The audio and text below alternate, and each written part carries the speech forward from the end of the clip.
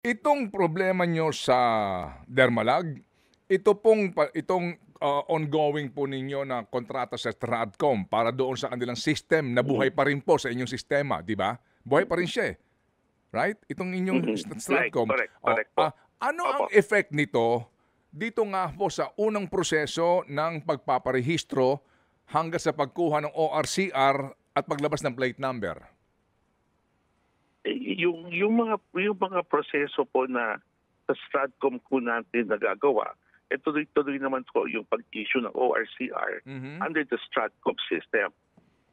Pero as I said, the bulk of the transactions nasa LTMS na po yan. Iba naman yung proseso ginagamit doon sa pag-issue ng ORCR for the system. Okay, so sa ano ang effect nito sa bilis ng prosesong pagdadaanan ng dealer na nagpaparehistro ng Mm, bago? Separately, mabilis po sila separately, no? Pero as I said, enhancements ang kailangan eh. If we are to hit the target of Secretary Vince, hindi pwede yung proseso natin ngayon. Kailangan namin baguhin. So change orders ang mangyayari dito. If Ah, not change orders, aha. we will do a standalone system ang gagawin ho natin dito. Papaano ka makapag-standalone system? May pera ka ba para diyan? Meron bang IT? Opo, Ano, opo. how do you manage Meron that, ASEC? meron tayong mga tao Mm. through the months at nandyan po ako, nag-capability building po Mhm, tayo. mhm. Meron tayong mga programmers, meron tayong developers inside LTO that can design the new system. Hindi, sandali lang nga. Ako po'y humihingi ng pangunawa sa mga nakikinig ngayon sa atin para huli niyo Opo, maintindihan itong opo, napakalaking isyong ito, no? At may pakialam tayo. opo, Di ba nabayaran na ninyo ang Dermalag? Tapos na? opo, Oh. opo. Di Yung, ba yung system, yung Yes, yes, system opo. maintenance na lang po nandito na. O Opo. oo nga po. 'Di ba dapat na i-turn over na sa LTO yung LTMS? Yan nga po ang ating posisyon. Correct po, Manong Ted. Oo, pero hindi pa ho ninyo hawak ito kasi yung sinasabi niyo standalone, dapat ito na yun, eh.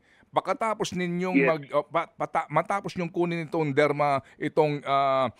German company na ito nga po yung sistema po na magpapabilis, ano ho, 'di ba, automate sa ating sistema. Pero Opo, ilang taon na opo. ilan na ito, 'di ba may taon lang yan na dapat sila ang magma-manage ng LTMS? 'Di ba dapat na i-turn over nito sa inyo?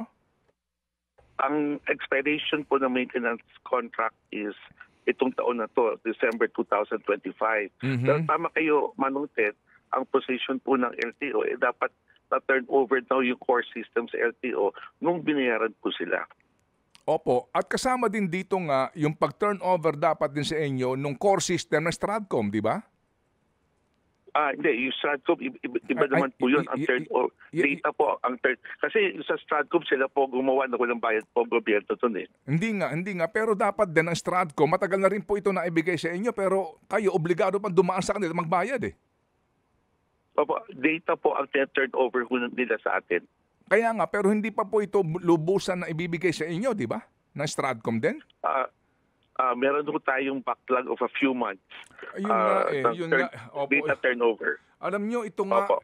nyo ang sakit sa ulo ho nito sa ating mga kababayan kasi eventually, hindi ho tayo pwede magsabi-sabi lang na bibilis, eh. Kung yung mismong sistema na ginagamit sa pagpaparehistro, eh may problema, 'di ba? Ano ba ang total cure nito? Kasi Manong nga Ted, po, 'di ba kaya po ito kinuha ng yes, kontrata para maging convenient sa lahat? Eh bakit that's naging correct, Manong Ted. komplikado? Ba't naging komplikado, Asek? That's, tama po yun, Manong Ted. No? Ang pagkakomplika po dito kasi is in the contract itself. Sabi nga, nasa Korte Suprema po yan, no? They're questioning the validity of the contract.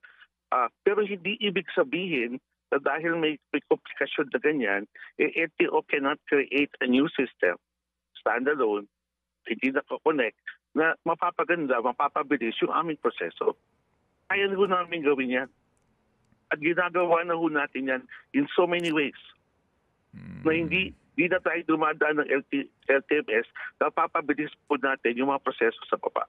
So kung paano ka hindi dadaan ng LTMS, paano yung connectivity mo sa ibang agency?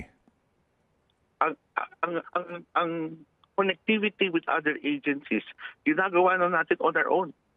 Okay. Gaya po ang Aha. connectivity natin sa PNP, Mhm, mhm. connectivity natin sa Bureau of Customs. Mhm. Hindi ho nakakonect yan eh. But on our own, we already have the capability in-house para ma-connect natin ang LTO to these agencies na to. Oo. Magkano ang binayaran na po ng gobyerno sa Dermalog, sir? 3.1 billion.